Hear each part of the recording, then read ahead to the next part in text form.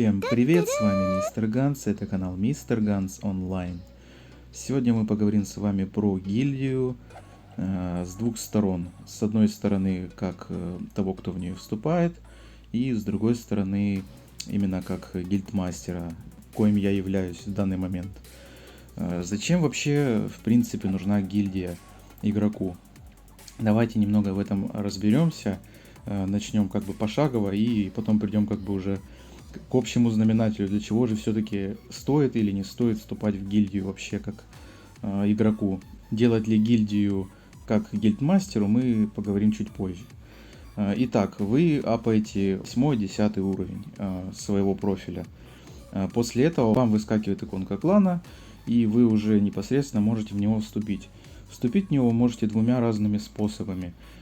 Первый способ — это академия, то есть вы будете вот с таким вот, так сказать, колпачком в самом низу.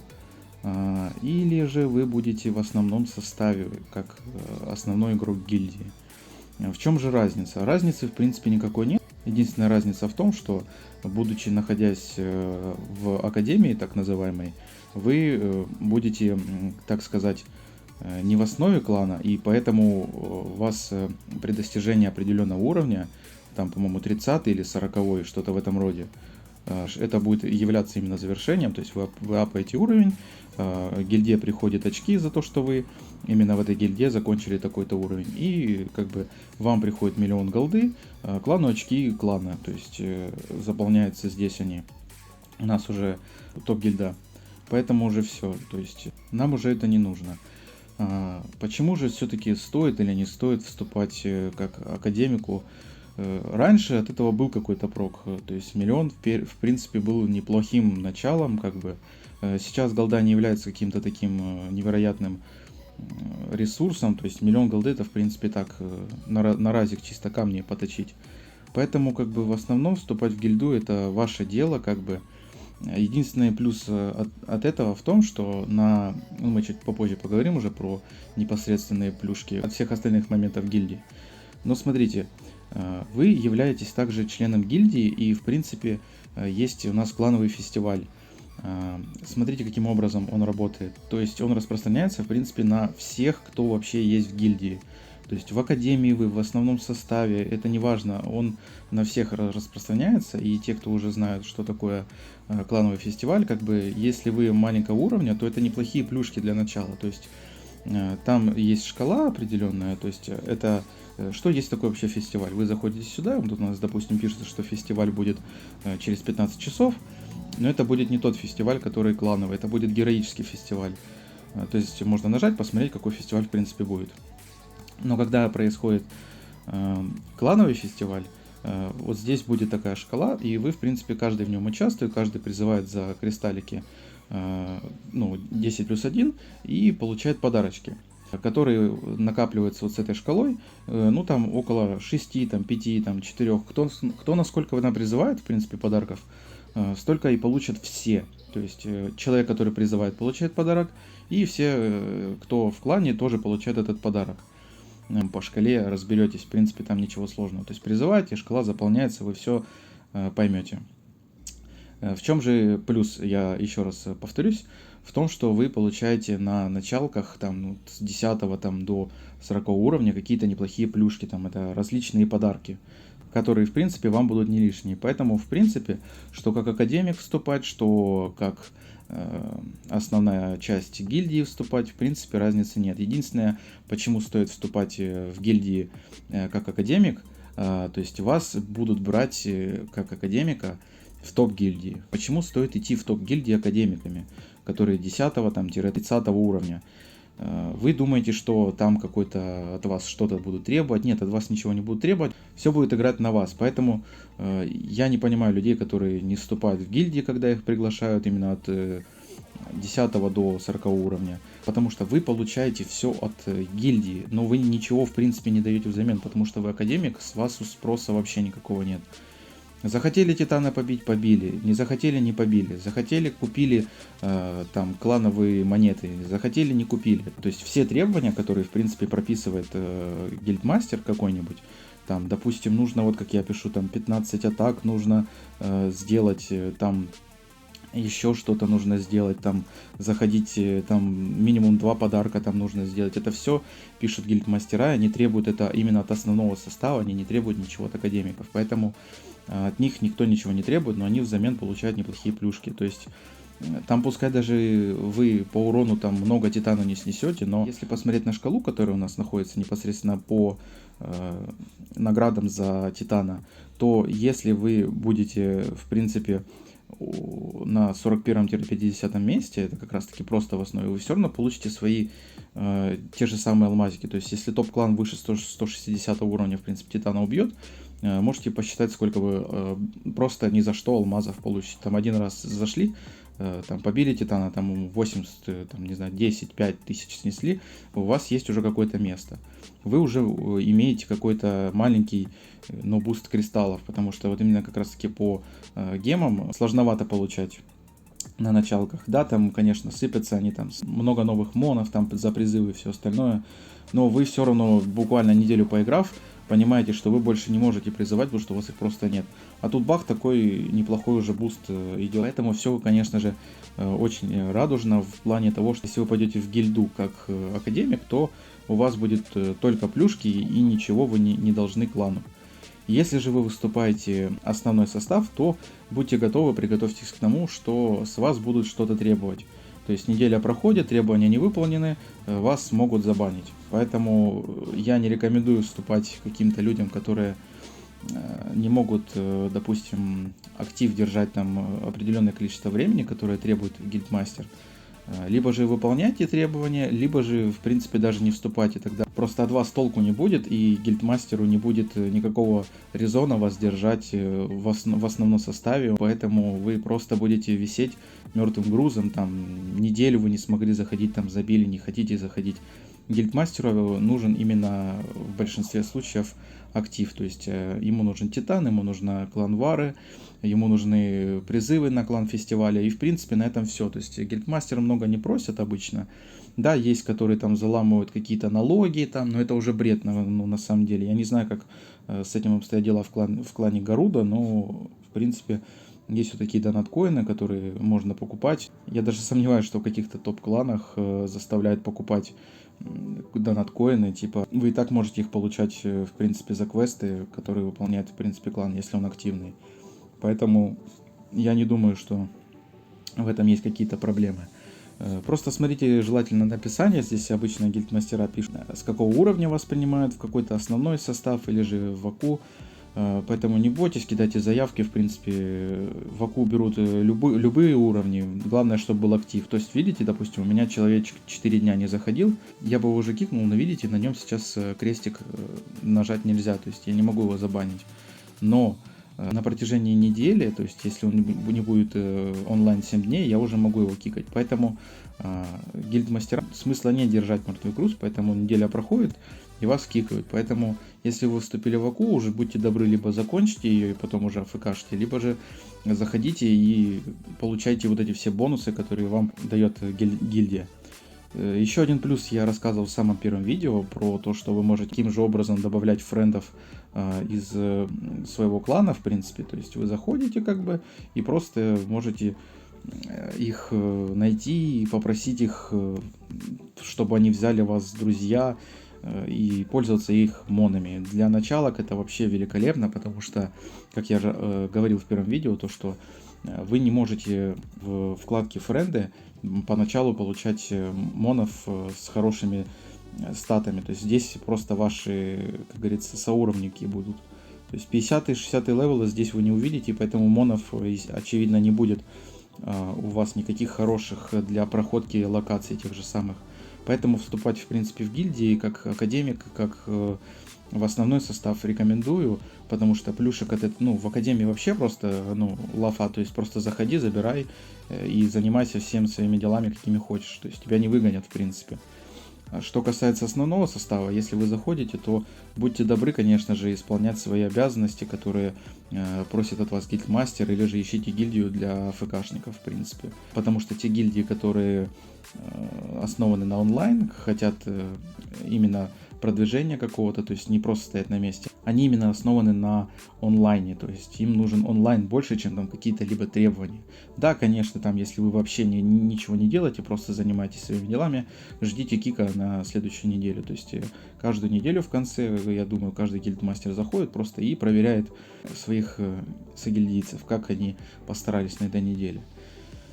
Вот, что касается, в принципе, того, стоит ли вообще вступать в гильдию, если у вас возник такой вопрос. Просто многие люди сидят и не понимают, зачем вообще гильдии нужны. Вот, в принципе, вам и ответ.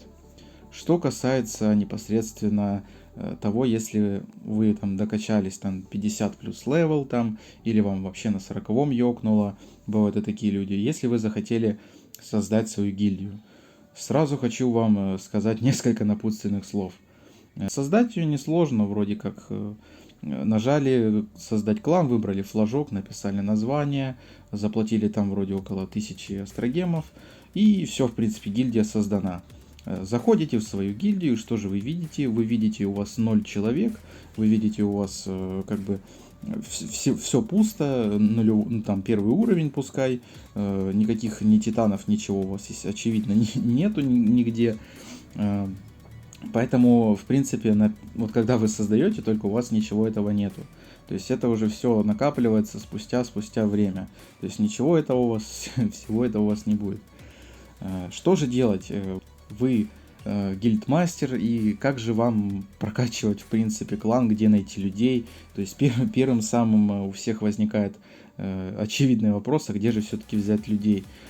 То есть просто взять, войти во френдов и поприглашать людей просто так не получится, потому что здесь большинство людей всех уже в гильдиях, поэтому навряд ли вы можете найти какого-то человека.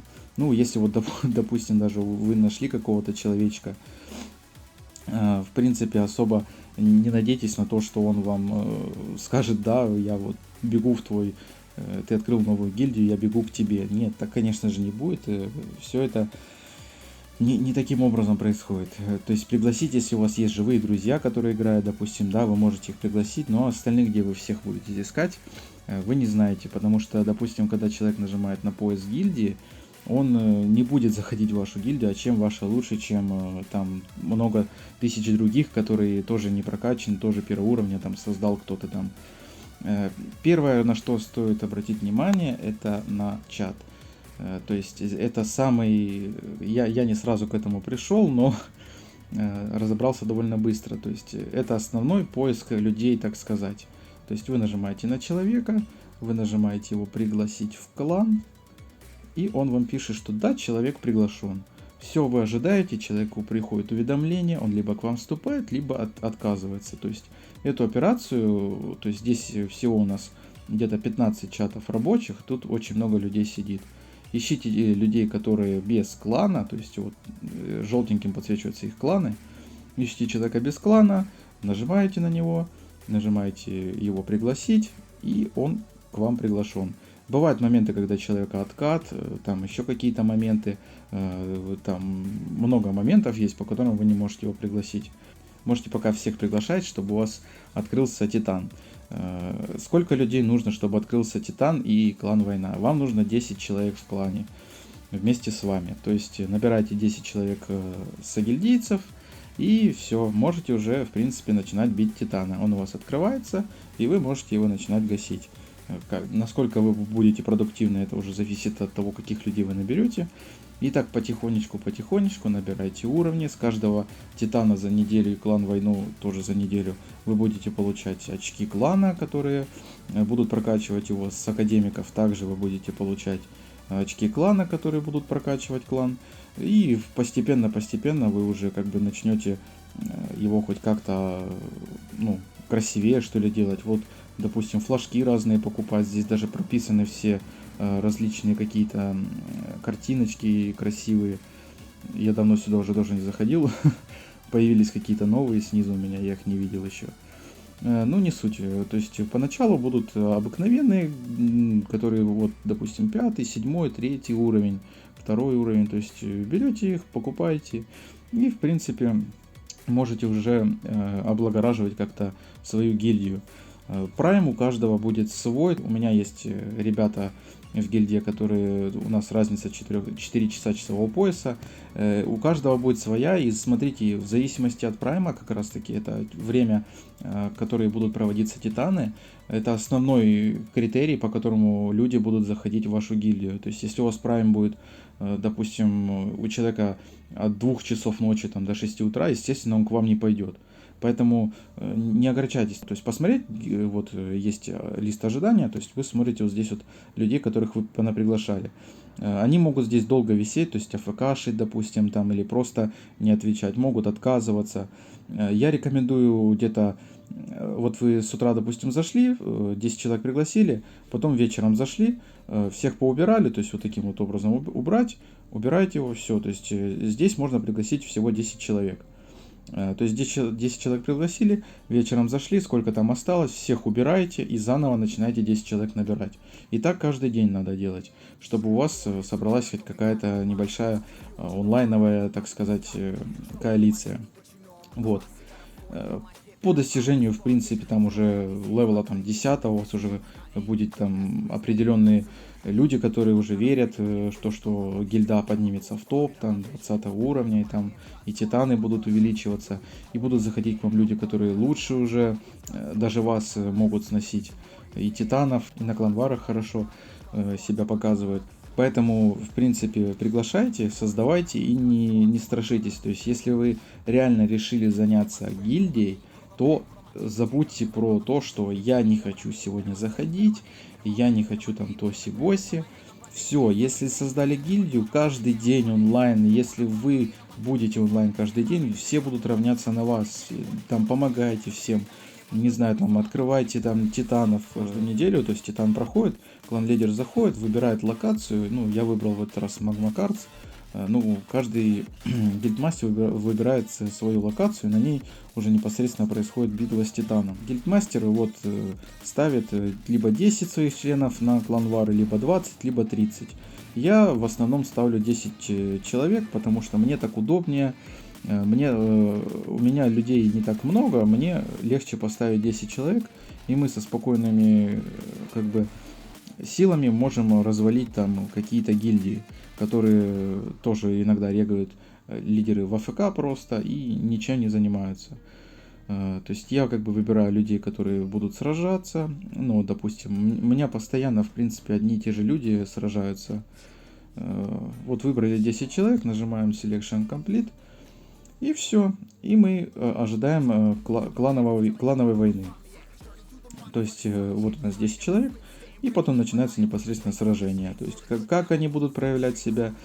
Если вы уверены в каких-то людях, то будьте добры, как бы тоже заходите, тоже воюйте и показывайте, как говорится, как нужно воевать.